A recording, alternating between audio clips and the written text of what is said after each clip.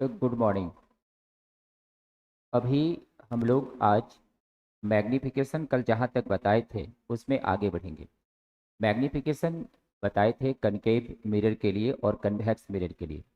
बोले थे कि इसमें बहुत से स्टूडेंट को प्रॉब्लम होता है और एग्जैक्टली वैसा ही हुआ। बहुत सारे स्टूडेंट ने मैसेज किए कि मैग्नीफिकेशन कनकेव का कब पॉजिटिव हो गया, कब नेगेटिव हो गया। लेकिन पता है, ऐसा इसलिए होता है क्योंकि अगर ध्यान से उस चीज़ों को ना समझा जाए तो वैसी स्थिति में कन्फ्यूजन क्रिएट हो जाता है।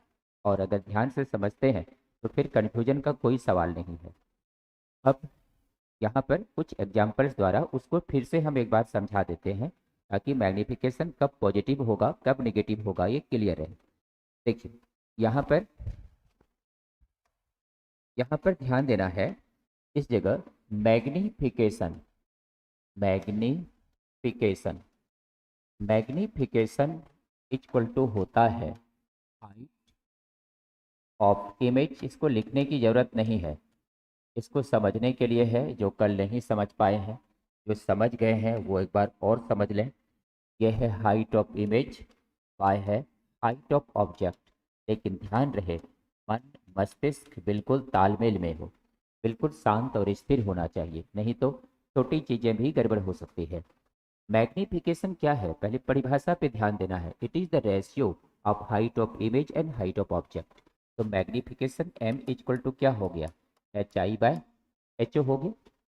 अब अब यहाँ पे ध्यान देना है। हम यहाँ पे डिटेल से कल बता चुके हैं, आज इसका शॉर्ट में बताने वाले हैं। देखिए, और यहाँ पर ले रहे हैं और रियल इमेज और real image of concave mirror और real image of concave mirror. देखिए भाई, जिस जिस स्टूडेंट को प्रॉब्लम हुआ है मैग्निफिकेशन कब पॉजिटिव हुआ कब निगेटिव हुआ, इसको ध्यान से समझ लेना चाहिए। और अगर अभी भी नहीं समझ पाए तो दिक्कत है। अब देखिए, ध्यान देना है। यहाँ पे हम लोग देख सकते हैं for real image of concave mirror, concave mirror के रियल इमेज के लिए चलते हैं। यहाँ पे नोट इसे नहीं करना है, कल ये सब बात पढ़ा चुके हैं और इसीलिए केवल यहाँ समझने के लिए है। एक बार इसको फिर से हम बता रहे हैं। देखिए, ध्यान दीजिए। यहाँ से ये रहा इसका प्रिंसिपल एक्सिस, रियल इमेज बन रहा है। रियल इमेज बन रहा है तो ये रहा ऑब्जेक्ट। यहाँ से एक लाइट आया जो इसके फोकस से गया और एक लाइट आया जो इसके पोल से गया। ये इसके पोल से जा रहा है, ये ठीक इसके पोल से जा रहा है और इस तरह से ये कटा। यहाँ पे इसका इमेज बना। अब ध्यान देना है, ये इसका जो है फोकस है, ये इसका ऑब्जेक्ट है, ये इसका सी है और ये इसका इमेज है। यहाँ पे इसका नाम है ए बी, या इसको हम लोग ओ ना लेकर के क्या ले रहे हैं, ए बी। इसका नाम है ए बी और इसका नाम है ए डैश। और ये इमेज है लेकिन इसको हम लोग क्या मान लेते हैं, बी डैश, ताकि निकालने में मान ठीक रहेगा। तो ए डैश बी डैश, ये हो गया हाइट ऑफ इमेज, ये हो गया हाइट ऑफ ऑब्जेक्ट, है ना। ये क्या है, पोल है। तो जब यहाँ पे हम लोग मैग्निफिकेशन निकालते हैं तो गौर करना है, यहाँ से ये जो ट्रायंगल है, कौन सा ट्रायंगल, ए डैश बी डैश पी, और ये जो ट्रायंगल है ए बी पी, दोनों क्या है, सिमिलर है। तो यहाँ पे ट्रायंगल जो ए बी पी है और या ए डैश बी डैश पी है, ये सिमिलर है ट्रायंगल ए बी पी का, ये सिमिलर है।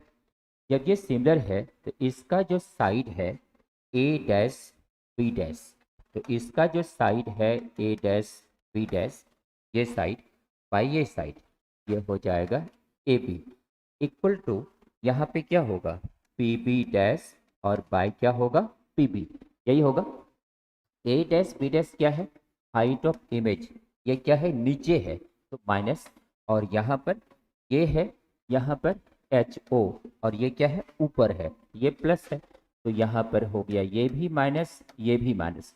तो अब इसका तो माइनस माइनस खत्म हो गया। तो मैग्निफिकेशन तो हम लोग इसको ना बोल रहे हैं, इसको नहीं बोल रहे हैं। मैग्निफिकेशन का डिफिनेशन क्या है, ratio of height of image and height of object, तो ये ना मैग्निफिकेशन है। तो यहाँ पे इसको ना हम लोग कह सकते हैं यहाँ पे -m, तो मैग्निफिकेशन क्या हुआ, निगेटिव। इसका तो कैंसिल हो गया v/u, उसका तो माइनस कैंसिल हो गया, तो उसके कारण नहीं हो रहा है, इसके कारण हो रहा है। तो यहाँ पे मैग्निफिकेशन क्या हो रहा है, निगेटिव हो रहा है।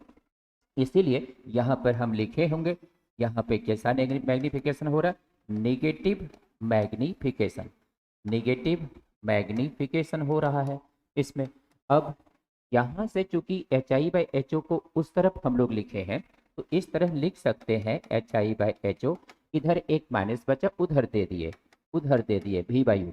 तो यहाँ पे ये एक वैल्यू हुआ, बट ये एक मैग्निफिकेशन का टर्म नहीं हुआ, मैग्निफिकेशन का एग्जैक्ट टर्म ये हुआ, इसीलिए मैग्निफिकेशन यहाँ क्या हो रहा है, निगेटिव हो रहा है, निगेटिव मैग्निफिकेशन हो रहा है। तो जब रियल इमेज बनेगा कनकेव मिरर में, तो मैग्निफिकेशन का मान निगेटिव होगा। अब आगे आगे देखते हैं, दूसरा नंबर है फॉर और वर्चुअल, और virtual image in concave concave mirror, और virtual image in concave mirror. देखिए भाई, ध्यान से समझिए, हर बार करने से कुछ नहीं होने वाला, ध्यान से समझना है। अब यहाँ पर इसका फिर से हम लोग अब एक डायग्राम बनाते हैं। ये कनकेव मिरर है। अगर सारे के सारे स्टूडेंट एक ही बार में समझ जाते तो ये दोबारा करना नहीं पड़ता, लेकिन स्टूडेंट सभी तरह के होते हैं, सबका अपना अपना सोच है, अपना अपना दिमाग है, सब तरह का होता है स्टूडेंट। इसीलिए चलिए दोबारा बता दे रहे हैं, ध्यान से समझ लेना है सबको। ये पोल है, ये फोकस है। अब यहाँ से ये जो है लाइट एक आया और इसके फोकस से होते हुए निकल गया, एक लाइट आया और यहाँ से ये निकल गया और ये क्या बन गया, इमेज बन गया। तो यहाँ पर हो गया ये HO और यहाँ पर हो गया HI। तो मैग्निफिकेशन में यहाँ अगर देखते हैं, अब शॉर्ट में लिख रहे हैं, मैग्निफिकेशन में यहाँ पे देख रहे हैं HI ये भी पॉजिटिव है, HI भी पॉजिटिव है और HO भी पॉजिटिव है। तो मैग्निफिकेशन यहाँ पर क्या हुआ, पॉजिटिव हुआ, मैग्निफिकेशन यहाँ पर पॉजिटिव हुआ। अब अगर हम लोग चलते हैं वर्चुअल इमेज फॉर कन्वेक्स, तो virtual virtual image virtual image for convex mirror, convex mirror के लिए चलते हैं।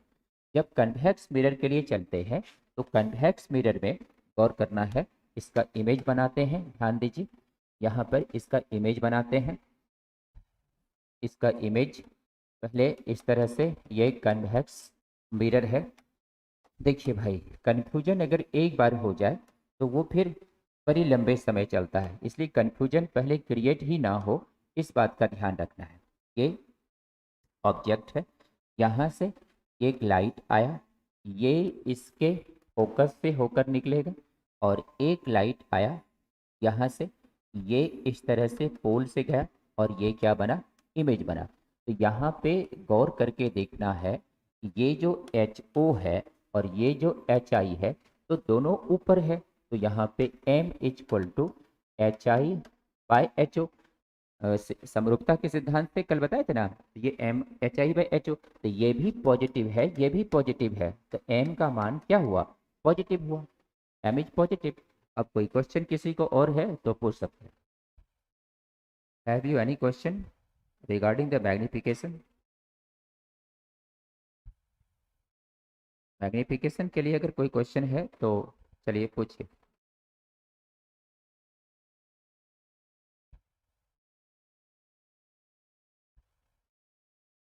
सबका क्लियर है?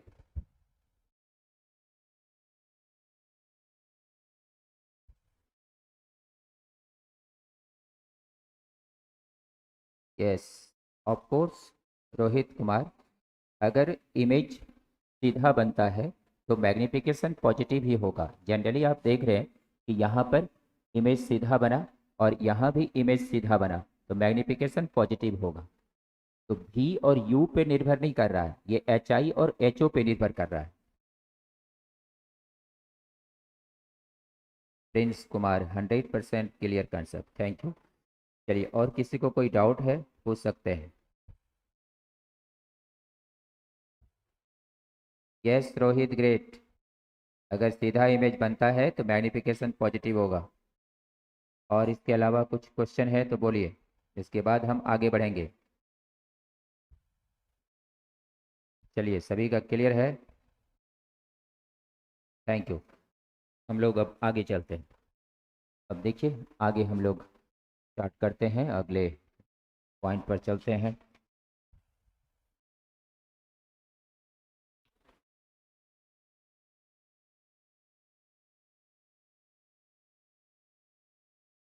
तो याद रखना है, कनकेव मिरर में मैग्निफिकेशन पॉजिटिव और नेगेटिव दोनों होता है, लेकिन कन्वेक्स मिरर में केवल मैग्निफिकेशन पॉजिटिव ही होता है। इसमें बहुत सारे स्टूडेंट कंफ्यूज करते हैं, लेकिन मुझे उम्मीद है जो आपको बताया गया है अगर उसको फॉलो करते हैं तो कन्फ्यूजन का कोई सवाल नहीं है। देखिए भाई, ये सब बात कल बता दिए थे, अब इसी में हम लोग आगे बढ़ने वाले हैं। ये सब बात कल बता दिए थे, अब यहाँ पर आगे ध्यान दीजिए। Magnification in terms of U, V and F. देखिए, मैग्निफिकेशन, अब अगला पॉइंट है magnification in terms of U, V and F.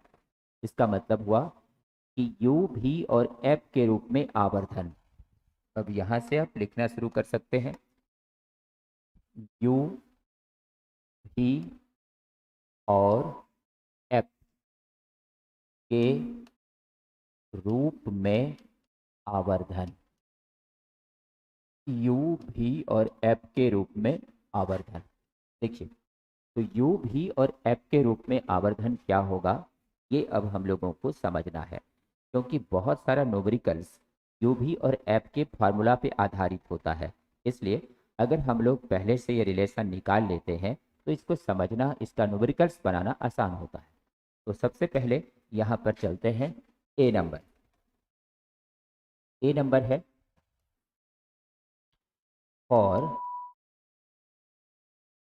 और या ऐसे करके ले सकते हैं, relation relation relation in U, F and M. इसका मतलब हुआ कि वस्तु का दूरी, फोकस दूरी और आवर्धन में संबंध। वस्तु का दूरी, फोकस दूरी और आवर्धन में संबंध। इसमें क्या संबंध है अब ये समझना है। देखिए, सबसे पहले हम लोग ये बात यूज करेंगे यहाँ पर, by mirror formula. By mirror formula, by mirror formula से। देखिए भाई, मिरर फार्मूला से, मिरर फार्मूला क्या है, 1/u plus 1/v equal to 1/f। देखिए भाई, गौर कीजिए, हम लोग हड़बड़ हड़बड़ करके नहीं चलते हैं, बस शांति से करने का पढ़ाई का नाम है, पढ़ना, और तभी आप नॉलेज गेन कर सकते हैं। तो देखिए, तो यहाँ पर ये मिरर फार्मूला यूज कर रहे हैं। अब एक विद्यार्थी अब क्वेश्चन करता है कल कि भाई, वो बोलता है कि सर यहाँ पर ऐसे करके ये जो कनकेव कनकेव मिरर है, तो यहाँ पर ऑब्जेक्ट है, वो स्क्रीनशॉट लेकर के भेजता है, यहाँ पर ऑब्जेक्ट है और यहाँ से लाइट गया, हम यहाँ पे दर्शाए हुए हैं यू। तो कहता है सर लाइट के दिशा में ना यू हुआ, तो यू तो पॉजिटिव होना चाहिए। क्वेश्चन देखिए कहाँ कंफ्यूजन होता है, ठीक से नहीं पढ़ने वाले स्टूडेंट को ही कंफ्यूजन होता है। अब वो क्वेश्चन पूछता है, हमको इसका स्क्रीनशॉट लेकर के भेजता है, कहता है सर वस्तु जो है प्रकाश के दिशाओं में ना है, ये तो पॉजिटिव होना चाहिए, आप नेगेटिव ले लिए हैं। अब इसका क्या जवाब दीजिएगा, इसका मतलब साफ है वो पढ़ते ही नहीं है, बेवजह हवा में उड़ता है, इधर करने में उधर करने में दिस दैट करने में लगा रहता है, वो कहीं का नहीं रहता है। इसलिए गौर कीजिए, शांति मन से एकाग्रचित होकर के पढ़िए। हम बोले थे प्रकाश की दिशा में तो होती है, लेकिन हमेशा दूरी पोल से मापी जाती है, जहां तहां से नहीं मापी जाती है, पोल से। तो पोल से मापेंगे तो वस्तु इधर ना हुआ, तो वस्तु जब इधर हुआ तो ये नेगेटिव न होगा।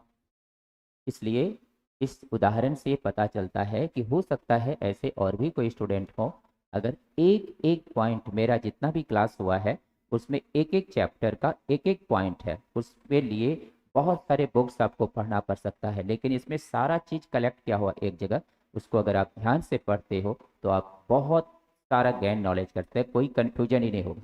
तो यहाँ पर अब हम लोग आगे बढ़ें और अब प्रूव करेंगे, हम लोग निकालेंगे रिलेशन किसके बीच।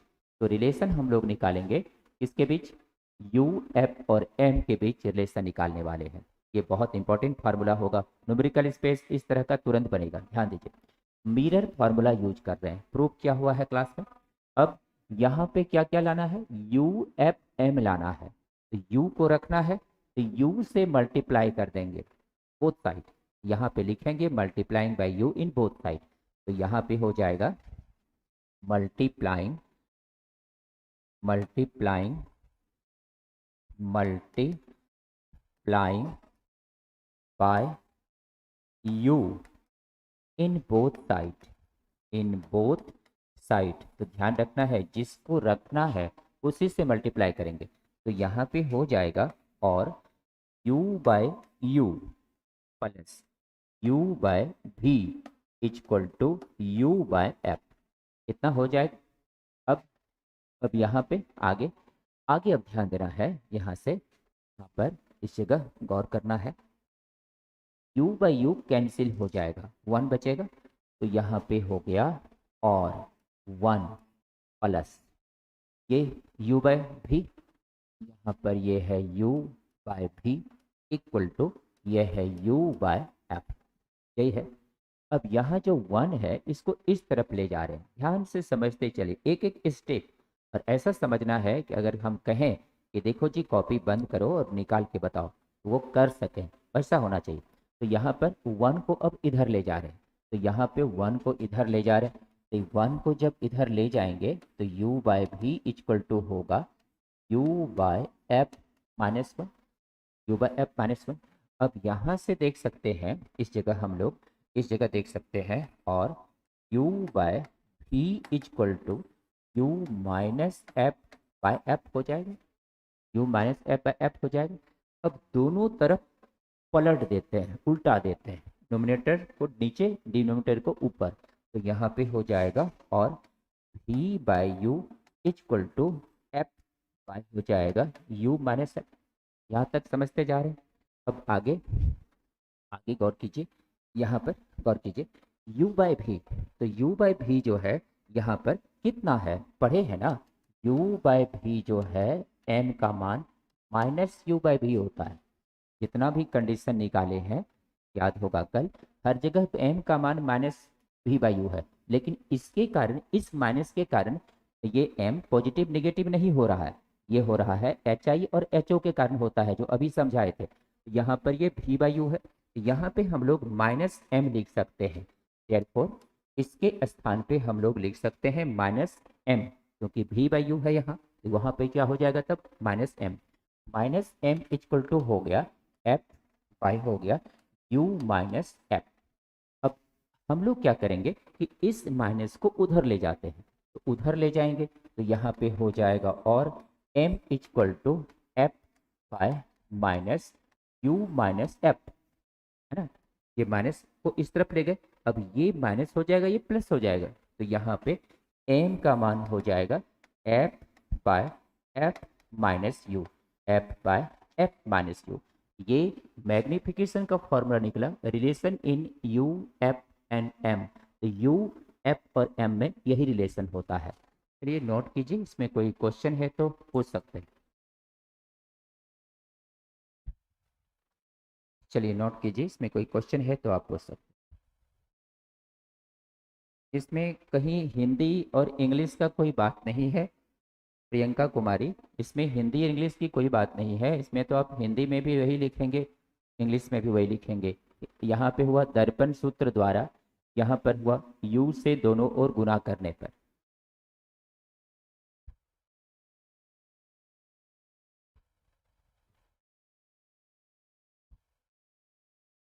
चलिए सभी का क्लियर है।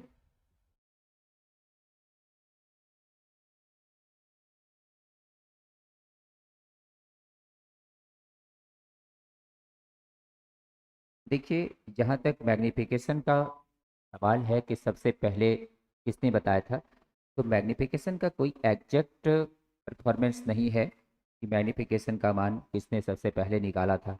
और इस तरह से इसको आप गूगल पे सर्च कर सकते हैं और यहाँ पर हम लोग देख सकते हैं कि मैग्नीफिकेशन एक प्रकार का रेशियो है। एंड ये हाइट ऑफ इमेज और हाइट ऑफ ऑब्जेक्ट का है। और इसका टाइप ऑफ मैग्नीफिकेशन जैसे कि लीनियर मैग्नीफिकेशन है ना, लॉन्गिट्यूडनल मैग्नीफिकेशन, एरियल मैग्नीफिकेशन, ये सब हम बताएंगे अगले चैप्टर में। जब लेंस पढ़ेंगे तो इसमें टाइप ऑफ मैग्नीफिकेशन बताएंगे। अभी इसमें उतने तरफ का मैग्नीफिकेशन एप्लीकेबल नहीं है।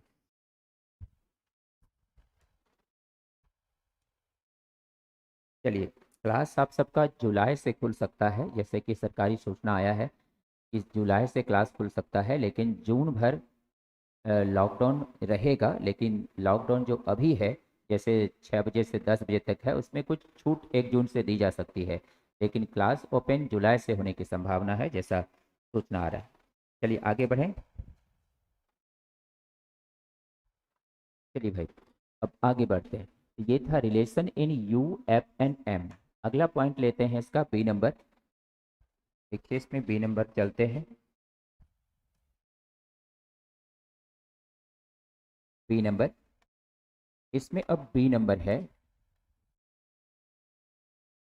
रिलेशन एमोंग, रिलेशन एमोंग ही, एफ एंड एम। देखिए भाई, relation among V, F and M. V, F और एम में क्या रिलेशन है, ये अब हम लोगों को निकालना है। भी, एफ और एम में क्या रिलेशन है, ये निकालना है। देखिए, इसके लिए सबसे पहली बात है कि चलेंगे हम लोग वहीं से। इसको हिंदी हुआ कि भी, एम और एफ के बीच संबंध। भी, एफ और एम के बीच संबंध। देखिए भाई, इसको अब हम लोग वहीं से चलेंगे by mirror formula. By mirror formula. Mirror formula जब यूज करेंगे तो 1/u plus 1/v equal to 1/f। अब यहाँ पे किसको रखना है, हम लोगों को भी को रखना है। यहाँ पे u को नहीं रखना है, यहाँ किसको रखना है, भी को रखना है, क्योंकि भी के बीच रिलेशन लाना है, उसमें u में लाना था। तो यहाँ भी से ही मल्टीप्लाई करेंगे। यहाँ पे लिखेंगे मल्टीप्लाइंग, मल्टीप्लाइंग बाय भी in both side, in both sides, दोनों ओर भी से मल्टीप्लाई करते हैं। जब इसमें हम लोग भी से मल्टीप्लाई करेंगे तो हो जाएगा भी बाई यू प्लस हो जाएगा भी बाय भी और इक्वल टू हो जाएगा भी बाय एफ। यहाँ पे और भी बाई यू प्लस हो जाएगा 1 इक्वल टू हो जाएगा भी बाय एफ। देखिए भाई, यहाँ तक समझ रहे हैं। अब यहाँ से जो 1 है इसको इधर ला रहे, 1 को इधर ला रहे, तो 1 को जब हम लोग इधर लाएंगे तो हो जाएगा भी बाई यू इक्वल टू हो जाएगा भी बाय एफ माइनस 1, है ना। भी बाय एफ माइनस 1 आ जाएगा।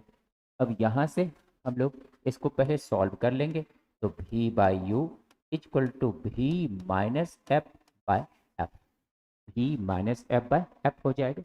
बट हम लोग पढ़े हैं कि मैग्नीफिकेशन का मान होता है, इसमें भी माइनस वी बाई यू होता है मैग्नीफिकेशन का मान।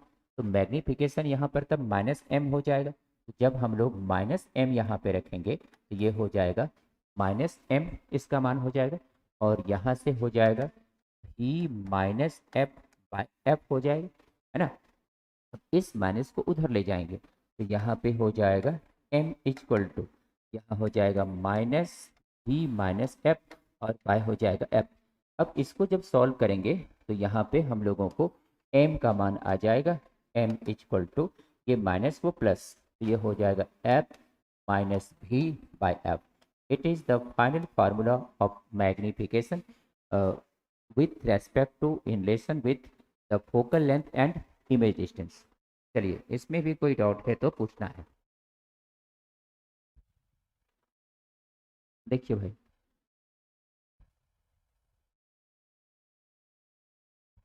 F minus V by F, सही है। ये है सिद्धार्थ राय, बिल्कुल सही बनाया, राइट। सुपर फास्ट चैनल, क्या सब नाम शायरी बनाते हैं आप लोग। सुपर फास्ट चैनल, चलिए क्लियर है सभी का। अब आगे बढ़ा जाए। Thank you. अब आगे बढ़ते हैं। देखिए भाई, अब यहाँ पर इम्पोर्टेंट पॉइंट है जिसको हम लोग रिमेंबर पॉइंट के नाम से जानते हैं। देखिए, अब यहाँ पर इम्पोर्टेंट पॉइंट है जिसे हम लोग रिमेंबर पॉइंट कहते हैं। स्मरणीय बिंदु, याद रखना है सबको। बहुत सारा क्वेश्चन है आपका ऑब्जेक्टिव, बहुत सारा कंपटीशन का, बोर्ड का बहुत सारा क्वेश्चन बहुत आसानी से सॉल्व होगा। देखिए, यहाँ पर है लीनियर मैग्निफिकेशन। लीनियर मैग्निफिकेशन का मतलब है रेखीय आवर्धन। लीनियर मैग्निफिकेशन को हम लोग रेखीय आवर्धन कहते हैं। इसका मतलब है रेखीय आवर्धन। तो ये जो रेखीय आवर्धन है, याद रखना है, रेखीय आवर्धन का सूत्र होता है m equal to H I by H O. ये लिख सकते हैं या आप लिख सकते हैं और m equal to I by O लिख सकते हैं। यहाँ पर i जो है इमेज का हाइट है और ये ऑब्जेक्ट का। इसी तरह इसका मान हम लोग लिख सकते हैं m equal to minus V by O. ये तीनों ही इसका फार्मूला है। अब यहाँ पे तीनों क्या क्या बताता है, ये बताता है, ये बताता है it is the height, height of image. ये बताता है height of image by height of object, by height of object. इसके बाद ये क्या बताता है आई, ये बताता है size of image, size of image by size of object, bye size of object बताता है। ये क्या बताता है डिस्टेंस ऑफ इमेज, ये बताता है distance of image, distance of image by distance of object, by distance of object. देखिए भाई, तो इसको हिंदी में भी आप नोट कर सकते हैं। यहाँ पर यह है m equal to H I by H O का मतलब है प्रतिबिंब की ऊंचाई बटे वस्तु की ऊंचाई। इसका मतलब है आई बाई ओ प्रतिबिंब का आकार बटे वस्तु का आकार। v बाई यू का मतलब है प्रतिबिंब की दूरी बटे वस्तु की दूरी। ये रिमेंबर नंबर 1 है। नंबर 2, देखिए भाई, नंबर 2 में है मैग्निफिकेशन इज यूनिटलेस, मतलब आवर्धन मात्रकहीन होता है। का मतलब यही है कि ये जो आवर्धन है, आवर्धन मात्रकहीन होता है, मात्रकहीन होता है। इसका मतलब है कभी भी क्वेश्चन में अगर आवर्धन का मान दिया रहेगा उसका कोई यूनिट नहीं रहेगा। Magnification is 2, magnification is 1, magnification is 3, इस तरह से दिया रहेगा, कोई यूनिट नहीं रहेगा क्योंकि इसका यूनिट होता ही नहीं है। यहाँ पर अगर हम लोग देखें, सिंस मैग्निफिकेशन का मान होता है H I by H O, अगर एच आई का मान, इफ अगर एच आई का मान दिया हुआ है 5 सेंटीमीटर, इफ सपोज कर रहे हैं, और यहाँ पर एच ओ का मान दिया हुआ है 2 सेंटीमीटर, इस तरह से दिया हुआ है, तो यहाँ पर जब हम लोग मान निकालेंगे m equal to H I by H O करेंगे, ये हो गया 5 सेंटीमीटर बाई 2 सेंटीमीटर, कैंसिल हो गया, सेंटीमीटर कैंसिल हो गया, तो यहाँ पर हो गया 2.5। इसका क्या हुआ यूनिट लेस, इसका कोई यूनिट नहीं है क्योंकि यूनिट जो था उसका कैंसिल हो गया, सेंटीमीटर सेंटीमीटर कैंसिल हो गया, कोई यूनिट ही नहीं बचा। इसलिए कह सकते हैं मैग्निफिकेशन क्या है, यूनिट लेस है, इसका कोई मात्रक नहीं होता है। न्यूमेरिकल में इसमें देख पहचानने के लिए ये भी ध्यान रखना है, कोई अंक में दिया रहेगा तो मैग्निफिकेशन का मान होगा। नेक्स्ट क्वेश्चन है if image is virtual erect then magnification is positive. ये बात अभी थोड़ी देर पहले भी बताए थे। अगर इमेज वर्चुअल है, इरेक्ट है, तो जनरली मैग्निफिकेशन पॉजिटिव ही होता है हमेशा। जैसे कि कन्वेक्स मिरर हो या कनकेव मिरर हो, दोनों में जब भी कभी वर्चुअल इमेज बनता है, इरेक्ट बनता है, तो मैग्निफिकेशन पॉजिटिव होता है। इसका मतलब हुआ कि यदि यदि यदि प्रतिबिंब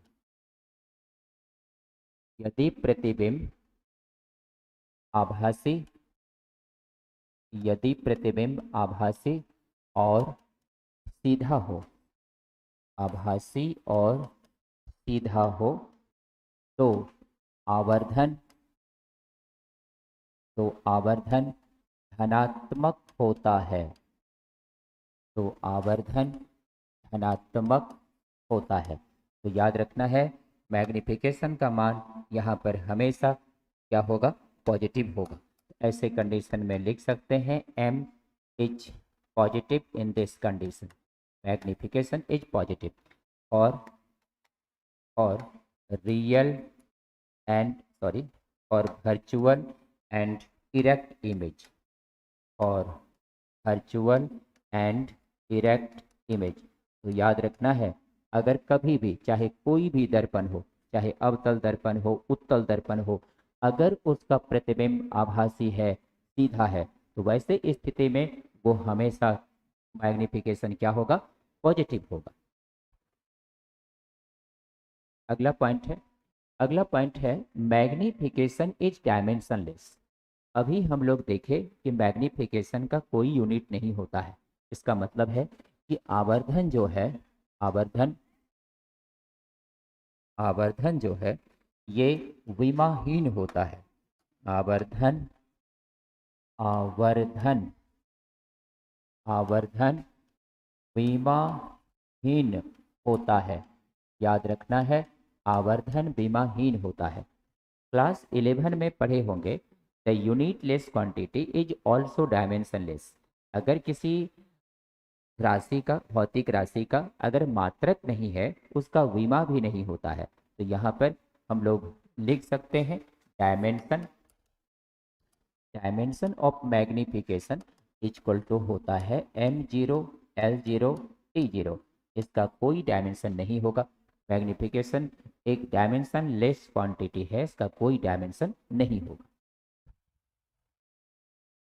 नेक्स्ट पॉइंट है, if image is real and inverted then magnification is negative। यदि यदि यदि प्रतिबिंब यदि प्रतिबिंब यदि प्रतिबिंब वास्तविक और उल्टा हो, यदि प्रतिबिंब वास्तविक और उल्टा हो, तो आवर्धन, ये सब बहुत इंपॉर्टेंट है न्यूमेरिकल के लिए, नहीं तो मिस्टेक हो सकता है, इस सब पर ध्यान रखना पड़ेगा। यदि प्रतिबिंब वास्तविक और उल्टा हो, तो आवर्धन ऋणात्मक होता है। आवर्धन ऋणात्मक होता है। तो आवर्धन ऋणात्मक होता है। देखिए भाई, तो यहाँ पर याद रख सकते हैं कि फॉर इमेज कैसा होना चाहिए? इमेज अगर रियल बन रहा है और इमेज अगर इन्वर्टेड हो रहा है, तो याद रख सकते हैं मैग्निफिकेशन का जो मान है वो नेगेटिव होगा। तो याद रखना है, अगर इमेज वास्तविक हो और उल्टा हो, तो आवर्धन क्या होगा? नेगेटिव होगा।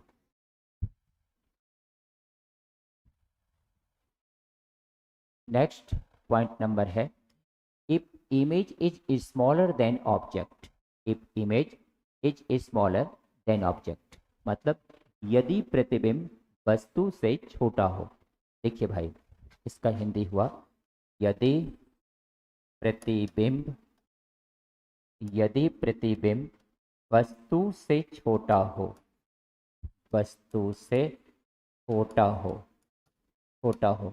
तो याद रखना है m का मान 1 से क्या होगा? कम होगा। कैसे? हम लोगों ने पीछे पढ़ा है m इक्वल टू फार्मूला होता है HI/HO। प्रतिबिंब वस्तु से क्या हो रहा है, छोटा, बट यहाँ पे एच आई जो है वो एच ओ से क्या हो रहा है, छोटा हो रहा है। अगर एच आई एच ओ से छोटा है, अगर ये छोटा है इससे, ऐसे कंडीशन में तय है, देन तो यहाँ पर कह सकते हैं अगर इसका अंश हर से छोटा है तो यहाँ पर और करके लिख तो सकते हैं ना, m by 1 equal to H I by H O. अगर इस तरफ का अंश हर से छोटा है तो इस तरफ का भी अंश हर से छोटा होगा, तो यहाँ पे लिख सकते हैं then m is less than 1। ऐसे स्थिति में मैग्निफिकेशन का मान 1 से छोटा होगा। तो आप देख सकते हैं मैग्निफिकेशन को हम एक एक करके तोड़ तोड़ के बताते जा रहे हैं, और इसके बाद भी किसी भी स्टूडेंट को कोई कन्फ्यूजन नहीं होना चाहिए। मैग्निफिकेशन का वो सारा चीज़ देते जा रहे हैं जिसके जो की ज़रूरत होगा। देखिए, तो मैग्निफिकेशन का मान यहाँ पर H I by H O होता है, लेकिन अगर एच आई एच ओ से छोटा है तो मैग्निफिकेशन क्या होगा, लेस देन 1 होगा। सब ऑब्जेक्टिव सब में भी जरूरत पड़ता है। नेक्स्ट है, नेक्स्ट पॉइंट है if image is larger than object. यहाँ पर है यदि यदि प्रतिबिंब यदि प्रतिबिंब यदि प्रतिबिंब वस्तु से बड़ा हो, यदि प्रतिबिंब वस्तु से बड़ा हो तो क्या होगा, m ग्रेटर देन 1। देखिए भाई, यहाँ पे हम लोग समझ सकते हैं, इस जगह समझ सकते हैं सिंस m इक्वल टू होता है H I by H O, और लिख सकते हैं m बाय 1 इक्वल टू लिख सकते हैं H I by H O. If अगर एच आई का मान एच ओ से ज़्यादा है, एच आई अगर एच ओ से ज़्यादा है तो तय है, देन लिख सकते हैं m का मान 1 से क्या है, ज़्यादा है। तो अगर एच आई एच ओ से बड़ा है तो डेफिनेटली m का मान 1 से क्या होगा, बड़ा होगा। देखिए नेक्स्ट क्वेश्चन, नेक्स्ट पॉइंट पे चलते हैं, और नेक्स्ट पॉइंट है हम लोगों का ये है if image is equal to object. इसका मतलब है यदि प्रतिबिंब वस्तु के बराबर हो, यदि प्रतिबिंब यदि प्रतिबिंब वस्तु के बराबर हो, वस्तु के बराबर हो, यदि प्रतिबिंब वस्तु के बराबर हो तब तब m इक्वल टू क्या होगा, 1। तब m इक्वल टू 1 होगा। यहाँ पे देख सकते हैं सिंस m का मान होता है H I by H O, यहाँ पे लिख सकते हैं m m यहाँ पे लिख सकते हैं m बाय 1 इक्वल टू लिख सकते हैं H I by H O. अगर मान लें इफ एच आई और एच ओ का मान बराबर है, एच आई एच ओ बराबर है तो कैंसिल हो जाएगा, तो 1 उधर चला जाएगा, तो यहाँ पे हो जाएगा देन यहाँ पे हो जाएगा m by 1 equal to H I by H I, cancel हो गया, तो यहाँ पे m इक्वल टू क्या हो गया, 1।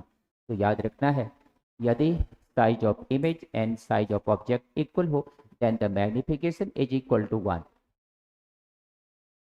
नोट हो गया। नेक्स्ट, और नेक्स्ट है relation between the velocity of image and velocity of object. It is the next point today. आज का ये अगला पॉइंट है।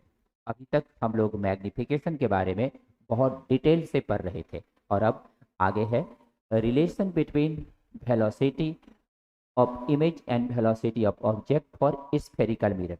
स्फेरिकल मिरर यहाँ पर इसलिए लिख दिए हैं क्योंकि ये लेंस में भी ऐसी बात होती है, और इसीलिए हम लोग यहाँ पर स्फेरिकल मिरर शब्द का यूज कर लिए हैं ताकि कोई कंफ्यूजन बाद में ना हो, ये किसके लिए पढ़ रहे हैं, स्फेरिकल मिरर के लिए पढ़ रहे हैं। देखिए भाई, ये डायग्राम जो है यहाँ पर अलग अलग डायग्राम, पहला डायग्राम बता रहा है कि फोकस से गया, दूसरा लाइन बता रहा है कि पोल से गया, तीसरा बता रहा है फोकस से आया और ये रिट्रैक्ट हो गया। ये 3 लाइन रे दिखाया गया है, लेकिन हम जो डायग्राम बनाने वाले हैं वो डायग्राम ही आप कॉपी में नोट कीजिएगा। और यहाँ पर हम लोगों को निकालना है रिलेशन गोलीय दर्पण के लिए प्रतिबिंब का वेग और वस्तु के वेग में संबंध। तो गोलीय दर्पण के लिए प्रतिबिंब के वेग और वस्तु के वेग में क्या संबंध है, ये हम लोगों को निकालना है। देखिए, इसके लिए हम लोग अब देखिए भाई, तो गोलीय दर्पण के लिए वस्तु के वेग और प्रतिबिंब के वेग में क्या संबंध है, ये निकालना है। अगर प्लेन मिरर की बात होगी तो अगर वस्तु 10 मीटर पर सेकेंड से आ रहा है, उसका प्रतिबिंब दोगुना वेग से चलता है प्लेन मिरर में, याद होगा। लेकिन स्फेरिकल मिरर में, चाहे वो कनकेव मिरर हो या कन्वेक्स मिरर हो, उसमें वो फार्मूला काम नहीं करेगा जो प्लेन मिरर में पढ़े थे। यहाँ पर इसका स्पेशल फार्मूला है, स्पेशल फार्मूला है, और उस फार्मूला पर हम लोग न्यूमेरिकल इसका बना सकते हैं। ध्यान से समझना है, जरा सा भी हड़बड़ नहीं करना है, मन शांत करके समझना है, नहीं तो एक भी लाइन मिस्टेक हुआ तो पूरा मिस्टेक हो सकता है। ध्यान देना है यहाँ पर समझने के लिए। एक बार देख लेते हैं किसी का कोई क्वेश्चन तो नहीं है। आवाज़ सबको साफ जा रही है और पिक्चर सबको दिखाई पड़ रहा है। चलिए, thank you, thank you Abhishek Kumar. जिसका आगे क्लास है आगे जाके क्लास कीजिए। यहाँ पर थोड़ा क्लास शुरू करने में लेट होती है, इसलिए क्लास इस पॉइंट को हम पूरा कर लेंगे, उसके बाद छुट्टी हो जाएगी। पहले इस पॉइंट को पूरा कीजिए, कर लेते हैं। क्लास कल भी चालू रहेगा, क्लास कल संडे को भी चालू होगा रहेगा, क्योंकि इस बीच एक दिन क्लास ऑफ हो गया था, उसको बैलेंस करना जरूरी होगा। इसलिए चलिए आज के क्लास में हम लोग आगे बढ़ते हैं, और आज के क्लास में अब समझते हैं यहाँ पर प्रतिबिंब के वेग और वस्तु के वेग में क्या संबंध है एक गोलीय दर्पण के लिए। ध्यान दीजिए, यहाँ पर एक हेडिंग आप सब लिख चुके हैं। अब यहाँ हम फिगर बना रहे हैं। ये एक स्फेरिकल मिरर है। May be this mirror may be concave mirror और कन्वेक्स मिरर, ये कोई भी हो सकता है। ये एक कनकेव मिरर भी हो सकता है, या ये एक कन्वेक्स मिरर भी हो सकता है। ये एक मिरर है और ये इसका प्रिंसिपल एक्सिस, इस प्रकार के प्रिंसिपल एक्सिस में यहाँ पर अब हम लोग इसको पॉलिश्ड कर दिए हैं, और ये एक कनकेव मिरर है।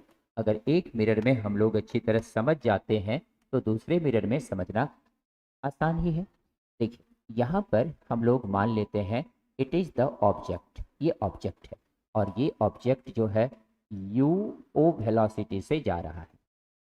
ध्यान देना है, ये ऑब्जेक्ट जो है यू ओ वेलोसिटी से इधर आ रहा है। तो पता होगा जैसे जैसे कनकेव मिरर में ऑब्जेक्ट मिरर की ओर आएगा, उसका इमेज मिरर से दूर जाएगा, है ना। यही कंसेप्ट है, रे डायग्राम में पढ़ाए थे। तो यहाँ से अगर ये इसका इमेज बन रहा है, ये इसका इमेज बन रहा है, तो इमेज तक इधर जाएगा, और इसलिए इसका साइन निगेटिव होगा। लेकिन अभी हम लोग निगेटिव नहीं लेंगे, अपने आप थ्योरी में आ जाएगा इसका निगेटिव होगा। देखिए भाई, ये हो गया वेलोसिटी ऑफ इमेज। इतना सा जो डिस्टेंस है, इतना सा जो डिस्टेंस है ऑब्जेक्ट का पोल से, दिस डिस्टेंस इज यू, और इतना सा जो डिस्टेंस है दिस डिस्टेंस इज भी। अब देखिए, हम लोगों को निकालना क्या है जी, निकालना है कि इस ऑब्जेक्ट डिश के वेलोसिटी और इमेज की वेलोसिटी में क्या रिलेशन है, यही निकालना है। तो यहाँ से इसका अपना एक फोकस भी होगा, और इसका अपना एक फोकस भी होगा, और इसका फोकल लेंथ मान लेते हैं कितना है, एफ है। देखिए भाई, अब इसी तरह का डायग्राम हम लोग कन्वेक्स मिरर के लिए भी बना सकते हैं। रे डायग्राम बनाए ही हैं, आप आराम से सभी स्टूडेंट बना सकते हो। तो गौर करना है, यहाँ पर ये एक कनकेव मिरर है, और इस कनकेव मिरर में अगर वेलोसिटी ऑफ ऑब्जेक्ट दिया हुआ हो, मान लेते हैं वेलोसिटी ऑफ ऑब्जेक्ट 5 मीटर पर सेकेंड है, तो वेलोसिटी ऑफ इमेज क्या होगा पता नहीं, फार्मूला याद नहीं, फार्मूला पढ़े नहीं, फार्मूला पढ़ लेंगे तो सवाल तुरंत बन जाएगा। अब गौर करना है, इसमें यू ए और यू भी आई में क्या रिलेशन होगा, ये हम लोग को निकालना है। देखिए भाई, यहाँ से सबसे पहले हम लोग इसमें यूज करेंगे mirror formula, by mirror formula, by mirror formula, by mirror formula. Mirror formula हम लोग यहाँ पे सबसे पहले यूज करेंगे। मिरर फार्मूला से हम लोग मिरर से संबंधित बहुत सारा न्यूमेरिकल्स, अधिकांश न्यूमेरिकल्स सॉल्व करते हैं। उसमें एक बार फिर मैग्निफिकेशन वाला फार्मूला इंटर कर जाता है, और उसमें वेलोसिटी का मामला होगा तब तो ये फार्मूला भी इसमें जरूरी होगा। यहाँ पर मिरर फार्मूला, मिरर फार्मूला जो हम लोग पढ़े हैं, यहाँ पर 1/u plus 1/v equal to 1/f होता है। यहाँ इस चीज़ों को भी दिमाग में एडजस्ट कर लेना जरूरी है। यहाँ पे u है क्या, u is equal to object distance, u क्या है, ऑब्जेक्ट का डिस्टेंस है। यहाँ v क्या है, v equal to image distance, ये इमेज का डिस्टेंस है। और f क्या है, f equal to focal length, ये फोकल लेंथ है उस मिरर का। देखिए भाई, यही तीन चीज तो है, object distance, image distance and focal length. We have required to determine the relation between the image velocity and object velocity. तो यहाँ पर ऑब्जेक्ट और इमेज के वेलोसिटी में रिलेशन निकालना है। तो देखिए ये सब है क्या, डिस्टेंस है ना। यहाँ पर ये जो डिस्टेंस है, ये जो डिस्टेंस है एक प्रकार से सीधी दिशा में है, ध्यान देना है, अटेंशन टू द पॉइंट। ये जो डिस्टेंस है सीधी दिशा में है, the distance covered in definite direction is called displacement. तो यहाँ पर ये भी क्या है, एक डिस्प्लेसमेंट है, यहाँ पे u क्या है, डिस्प्लेसमेंट है, ये सब डिस्प्लेसमेंट है। But must be remember that the focal length of mirror is a constant. Focal length किसी मिरर का कांस्टेंट होता है, क्योंकि बताए थे जब ray of light, when rays of light coming from infinity then after reflection meet at a point, so the focus of any mirror, maybe concave mirror or convex mirror, is a constant, is a constant। तो focal length एक constant है इसका, वो नहीं बदल सकता किसी mirror का, इसलिए फोकल लेंथ कांस्टेंट है। तो देखिए, तो यहाँ पर हम लोग कह सकते हैं since focal length f is constant, f is constant for mirror, f is constant for mirror, f का मान मिरर के लिए क्या है, कांस्टेंट है।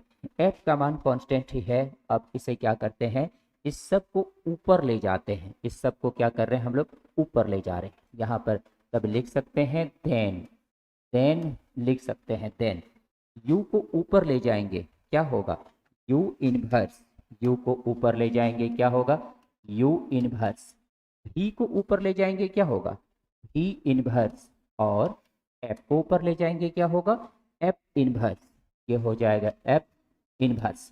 देखिए भाई, तो यहाँ पर ये जो टर्म है इस सभी को हम लोग इस फार्मूला से सभी को ऊपर ले गए, और यहाँ पे ये हो गया u इनवर्स, v इनवर्स, और क्या हो गया, f इनवर्स। अभी हम लोग पढ़े थे कि किसी भी मिरर का फोकल लेंथ एक कांस्टेंट है, फोकल लेंथ कांस्टेंट होता है।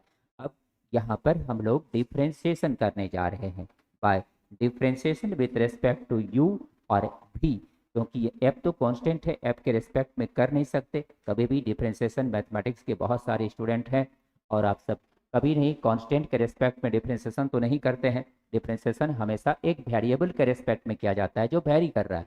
यहाँ पे u का मान बदल सकता है, वेरिएबल है, v का मान बदल सकता है, वेरिएबल है। तो u या v किसी के रेस्पेक्ट में कर सकते हैं, नो कंफ्यूजन, u या v किसी के रेस्पेक्ट में डिफ्रेंशिएशन कर सकते हैं, लेकिन f के रेस्पेक्ट में नहीं होगा।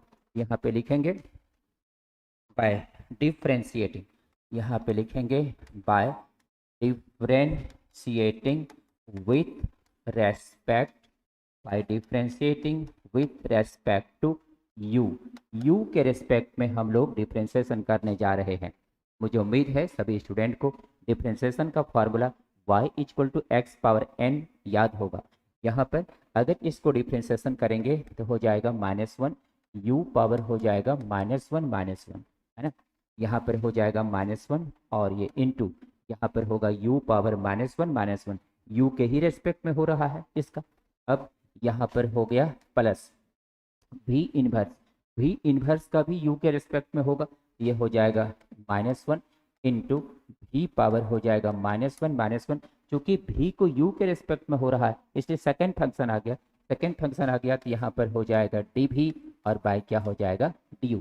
लेकिन अब यहाँ से अगर हम इस रेस्पेक्ट में डिफ्रेंशिएशन कर देते हैं तो यहाँ पर हम लोगों के पास ये मान क्या हो गया, 0 हो गया।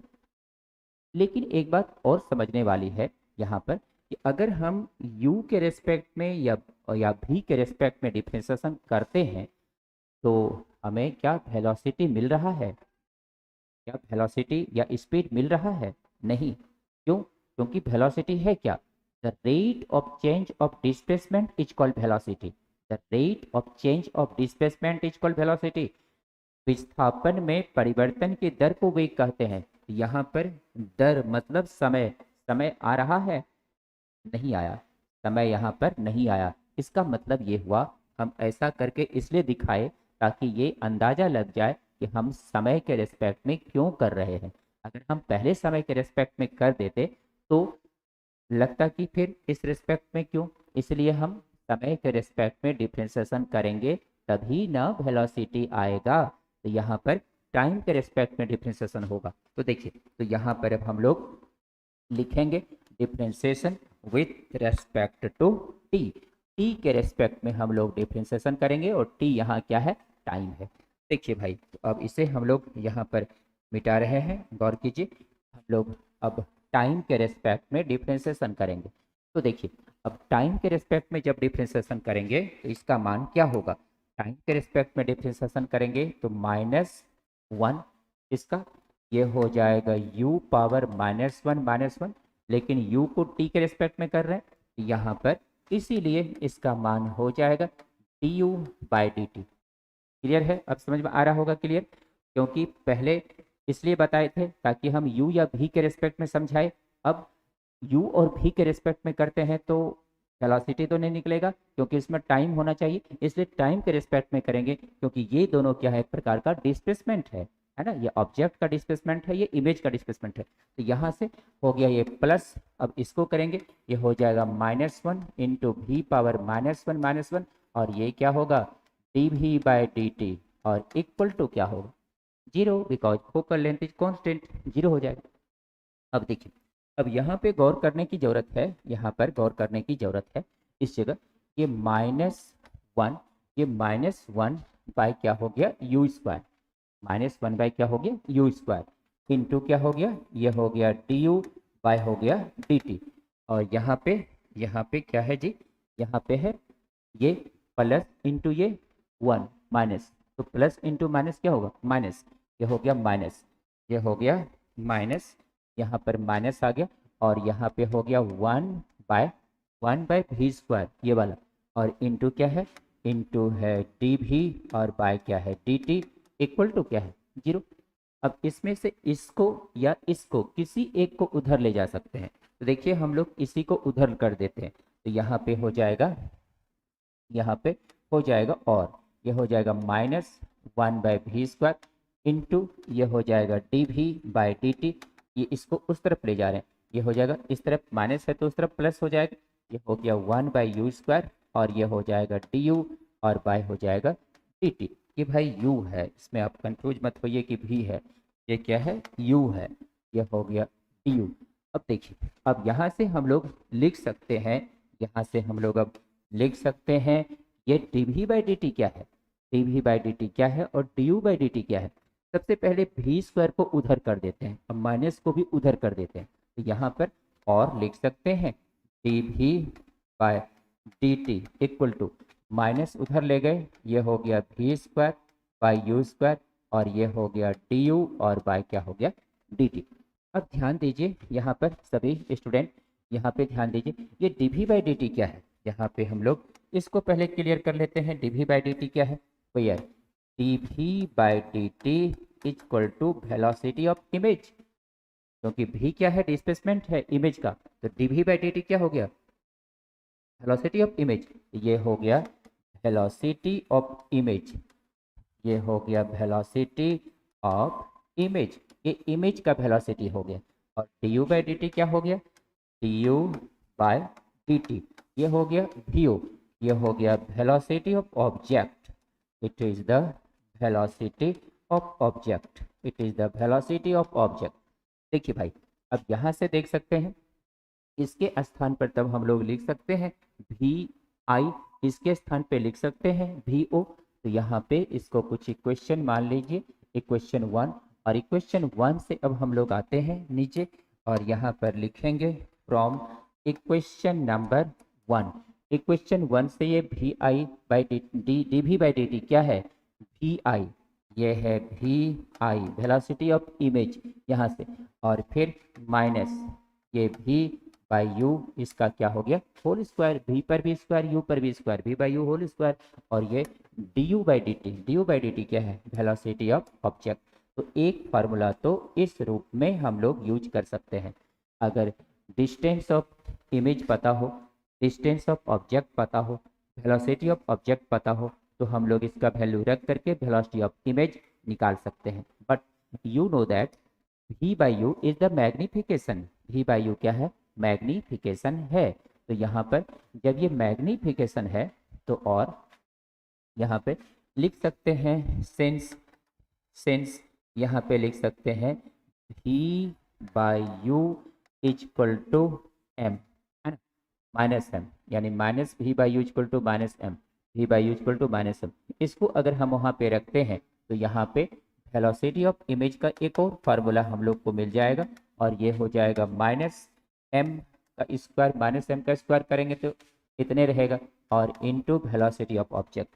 तो वी आई इक्वल टू होगा माइनस ये M square into velocity of object. It is also the another formula of velocity of image. अब ये भी बात समझ लेना है कि माइनस या क्या बता रहा है? माइनस बता रहा है जिस ओर इमेज जाएगा उसके विपरीत दिशा में ऑब्जेक्ट जाएगा, मतलब दोनों हमेशा विपरीत होगा। अगर कोई ऑब्जेक्ट मिरर की ओर आ रहा है तो इमेज मिरर से दूर जाएगा, है ना। अगर इमेज ऑब्जेक्ट मिरर से दूर जा रहा है तो इमेज मिरर की ओर आएगा, इसलिए यहाँ पे माइनस आ रहा है। यहाँ पे इसके बारे में भी लिख देना है कि नेगेटिव साइन क्या बता रहे हैं। यहाँ पे लिख देंगे कि नेगेटिव साइन क्या बता रहा है। नेगेटिव साइन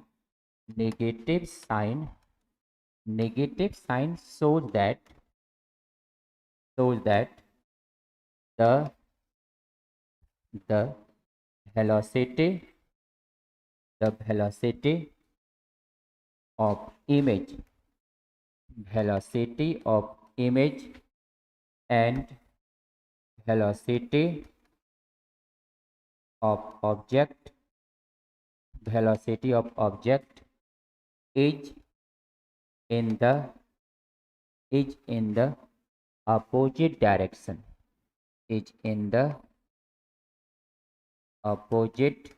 direction, देखिए भाई, याद रखना है ये अपोजिट डायरेक्शन में है। इसका मतलब हुआ कि ऋणात्मक चिन्ह यह दर्शाता है कि प्रतिबिंब का वेग और वस्तु का वेग विपरीत दिशा में है। ऋणात्मक चिन्ह यह दर्शाता है कि प्रतिबिंब का वेग और वस्तु का वेग ऋणात्मक दिशा में है। तो ऋणात्मक चिन्ह यह दर्शाता है कि प्रतिबिंब का वेग और वस्तु का वेग ऋणात्मक दिशा में है। अब एक फार्मूला बताए थे पीछे, याद होगा कि V by you equal to जो फार्मूला बताए थे वो फार्मूला क्या था। पीछे एक फार्मूला बताए थे, उस फार्मूला को यहाँ पर हम देखते हैं। वो फार्मूला आपका भी होगा, एक बार हम पीछे चल रहे हैं। आपको एक फार्मूला बताए थे, आप सबके कॉपी में तो होगा ही, लेकिन यहाँ पर वो फार्मूला हम लोग यूज करेंगे। और उस फार्मूला से कल जो एक फार्मूला बताए थे यहाँ पर, उस फार्मूला को हम यहाँ पे नोट कर दे रहे हैं, उसी फार्मूला को यहाँ पे यूज कर लेंगे। और यहाँ से देखिए, बहुत इसमें पीछे जाना पड़ेगा नहीं तो। अब आगे यहाँ पर आ रहे हैं, इस जगह गौर कीजिए। यहाँ पे एक फार्मूला बताए थे, याद होगा, m equal to v by you equal to formula आया था सिंस m इक्वल टू एक फार्मूला आया था v by you equal to u by f u नहीं, f by u minus f या एफ माइनस यू। हाँ, f minus u है। देखिए भाई, यहाँ पे इसका मान आया है एफ माइनस यू। ये फार्मूला सबके पास होगा। इस फार्मूला से भी का मान यहाँ निकाल लेते हैं। यहाँ से जब हम लोग भी का मान निकालेंगे तो u इधर चला जाएगा, तो u इधर चला जाएगा और ये हो जाएगा f माइनस यू। अब यही चीज हम लोग यूज करेंगे यहाँ पर। कहाँ पर? यहाँ पर जो हम लोग निकाले हैं, इस जगह, यहाँ पर, इस जगह। तो यहाँ पे हो जाएगा, अभी हम लोग निकाले हैं सेंस, क्योंकि कोई चीज स्टार्ट करने पर उसको पूरा से पूरा सारा चीज उसका देख लेना चाहिए, क्लियर कर लेना चाहिए। तो यहाँ पर वेलोसिटी ऑफ इमेज का एक फार्मूला है माइनस वी बाई यू, इसका होल स्क्वायर, और इनटू है वेलोसिटी ऑफ ऑब्जेक्ट। ये प्रूफ क्या हुआ है। अब ये यहाँ पर भी का मान ये वाला रख रहे हैं, तो यहाँ पे हो जाएगा और, क्योंकि क्वेश्चन जो है ना क्वेश्चन जो है ना एग्जाम में किसी तरह से आ जाता है, कंपटीशन में, जीमेंस, नीट में किसी तरह से कनेक्ट करके क्वेश्चन दे देता है कि विद्यार्थी कितना पढ़ा है, क्या क्या चीज़ पे अध्ययन किया है। तो देखिए, तो यहाँ पर अभी हम दो फार्मूला मैग्निफिकेशन का इसका वेलोसिटी ऑफ इमेज का बता चुके हैं। अब ये तीसरा फार्मूला है, तो यहाँ पर हो जाएगा माइनस भी का मान कितना है, F U by F minus you. ये है F U by F minus you, ये भी का मान है। और यहाँ पे नीचे में पहले से है, यहाँ पर नीचे में पहले से है, नीचे में पहले से क्या है, नीचे में पहले से u है, और यहाँ पर इसका होल स्क्वायर है ना, इसका होल स्क्वायर। अब देखिए यहाँ से u और u क्या हुआ, कैंसिल, यहाँ पर इनटू क्या है, vo। तो वेलोसिटी ऑफ इमेज का मान कितना हो गया, minus F by F minus U whole square into velocity of object.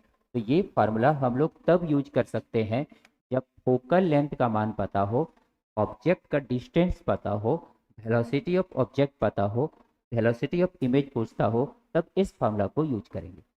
तो आज हम लोग यहाँ तक पहुँच चुके हैं। बारिश बहुत तेज हो रही है। गुलशन कुमार, कहाँ पर बारिश हो रही है जी? यहाँ तो अभी बारिश नहीं हो रही है, भागलपुर का मौसम तो बहुत साफ है। दिवेश कुमार, सब चीज़ रिपीट कर दिए हैं, एक एक करके एक बार स्टेप देख लीजिए।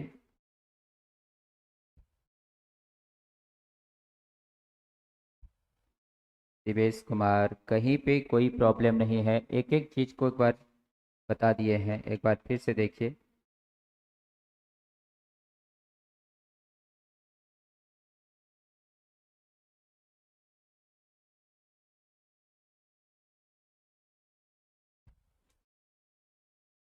डिफ्रेंसिएशन से आगे, देखिए एक बार डिफ्रेंसिएशन से आगे क्या है बता दे रहे हैं, देखिए एक बार फिर से, देखिए भाई एक बार फिर से रिपीट कर दे रहे हैं, फिर एक बार कल बताने से अच्छा है कि आज देख लिया जाए। 1/u plus 1/v equal to 1/f, mirror formula ऊपर ले गए, कितना हो गया, डिफ्रेंसिएशन कर दिया इसको टाइम के रिस्पेक्ट में। क्यों, क्यों के टाइम के रिस्पेक्ट में, क्योंकि the rate of change of velocity, the rate of change of displacement is called velocity. विस्थापन में परिवर्तन की दर को वेग कहा जाता है, इसलिए टाइम के रिस्पेक्ट में डिफ्रेंसिएशन कर दिए। अब डिफ्रेंसिएशन जब कर दिए इसको टाइम के रिस्पेक्ट में, तो इसको तो कैलकुलेशन है, पूरा मैथमेटिकल कैलकुलेशन है। डिफ्रेंसिएशन जब समझ में आ गया, इधर तो पूरा कैलकुलेशन है, इसमें तो कुछ है नहीं। अब यहाँ पे फिर dv बाई dt क्या हुआ, वेलोसिटी ऑफ इमेज हुआ, और du बाई dt क्या हुआ, वेलोसिटी ऑफ ऑब्जेक्ट हो गया। इस वैल्यू को यहाँ पे पुट कर दिए दोनों जगह पे, इक्वेशन 1 यहाँ लिख दिए हैं, ये वेलोसिटी ऑफ इमेज हो गया, ये वेलोसिटी ऑफ ऑब्जेक्ट हो गया। तो माइनस भी बाई यू होल स्क्वायर इतना हो गया। अब भी बाई यू का मान माइनस एम होता है, मैग्निफिकेशन के रूप में ये आ गया। तो यहाँ पर ये फार्मूला हम लोगों को, ये एक फार्मूला हुआ, इस फार्मूला, फार्मूला नंबर 1 इसको लिख सकते हैं, इसको हम फार्मूला नंबर 1, ये पहला आपका फार्मूला हो गया, फर्स्ट फार्मूला हो गया, इट इज फार्मूला नंबर 1। ये आपका हो गया फार्मूला नंबर 2, और ये आपका हो गया फार्मूला नंबर 3। तो 3 फार्मूला यहाँ पर आया। इस तीनों फार्मूला में कोई भी क्वेश्चन न्यूमेरिकल आएगा तो इसी पे आधारित हो सकता है। तो Govind Kumar, focal length constant है, इसलिए ऐप के रिस्पेक्ट में नहीं कर सकते, app is constant. Diwakar Kumar, chapter देखो मेरा तब तक चलता है जब तक कि उसमें सारा पॉइंट कंप्लीट ना हो जाए।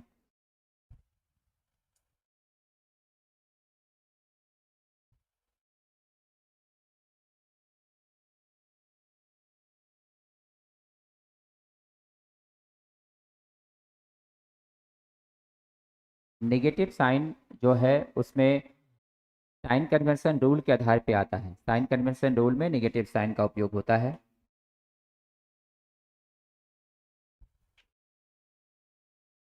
यस, अगर आप वेलोसिटी को टाइम के रिस्पेक्ट में डिफरेंशिएशन करते हैं तो एक्सलेशन का मान फिर आ जाएगा। चलिए, थैंक यू। थैंक यू, बस आज इतना ही। बहुत बहुत धन्यवाद आप सभी को। Thank you so much. Bye. मिलते हैं फिर अगले क्लास में, कल भी क्लास हो सकता है। Thank you.